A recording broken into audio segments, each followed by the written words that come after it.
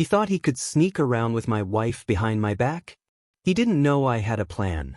A methodical, cold-blooded, perfect plan to burn his life down to the foundation. And I didn't have to lay a single finger on him.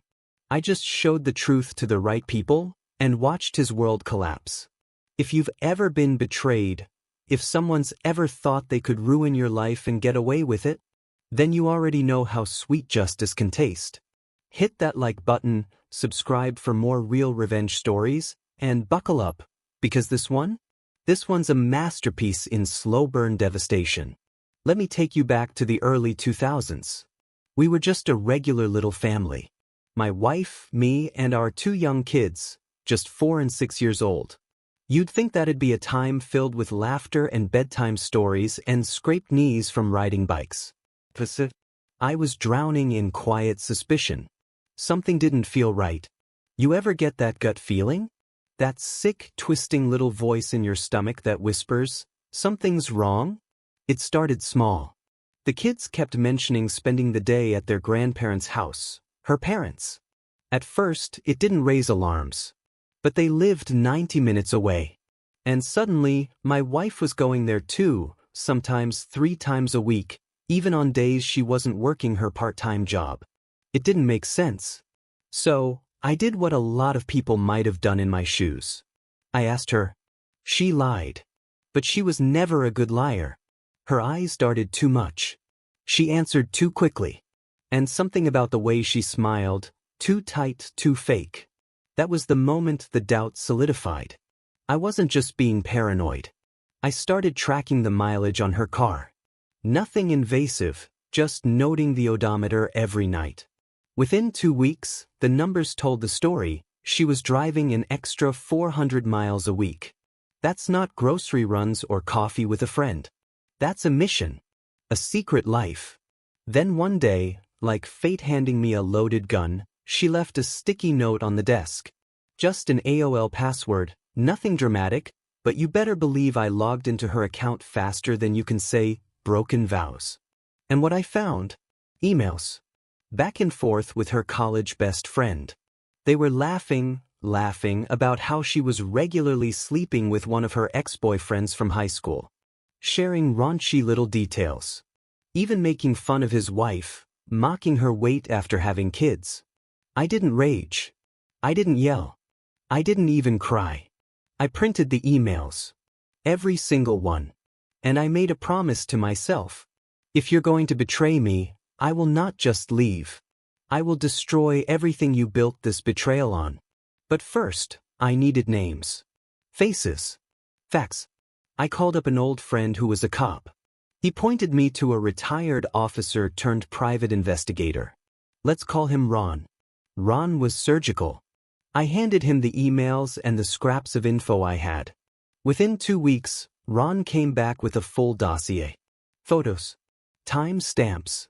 Locations. My wife's routine was chillingly precise. Drop the kids at her parents'. Lunch with Bob, the old high school flame. Then a few hours at a cheap motel. Then back to pick up the kids and head home with a smile on her face. I stared at those photos for a long time. And something cracked open inside me. I wasn't just dealing with a cheating wife. I was dealing with someone who thought I was stupid. Someone who looked at me every day and saw someone so powerless, so naive, that she could keep lying without consequence. She was wrong. The next call I made was to a divorce lawyer. I told him I wanted the papers drawn up.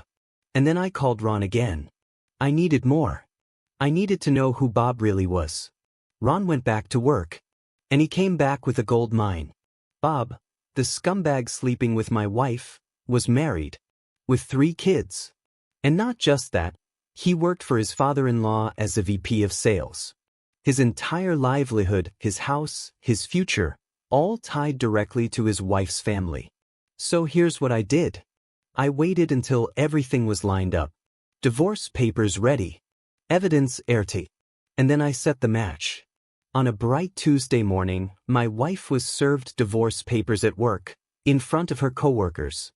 At the exact same time, Ron met Bob's wife.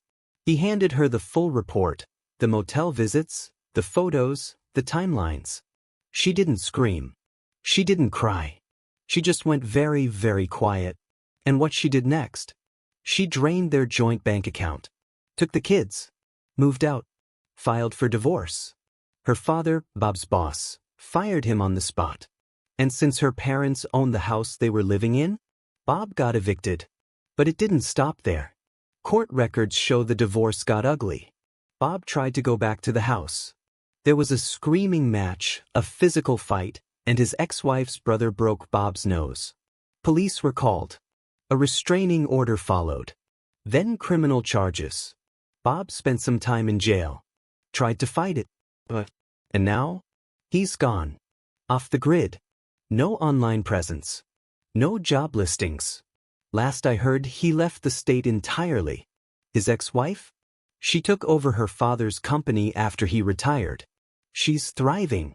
As for me, my ex-wife and I only communicated about the kids. When they grew up, we stopped speaking entirely. I don't hate her. I don't care enough to hate her. She's just a mistake I survived. But Bob?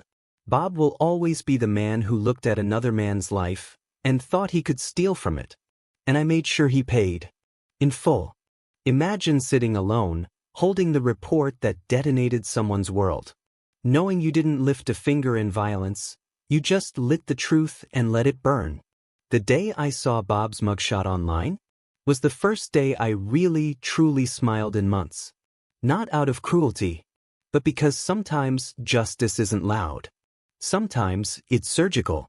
And sometimes the most satisfying revenge is simply letting people fall on the sword they forged themselves.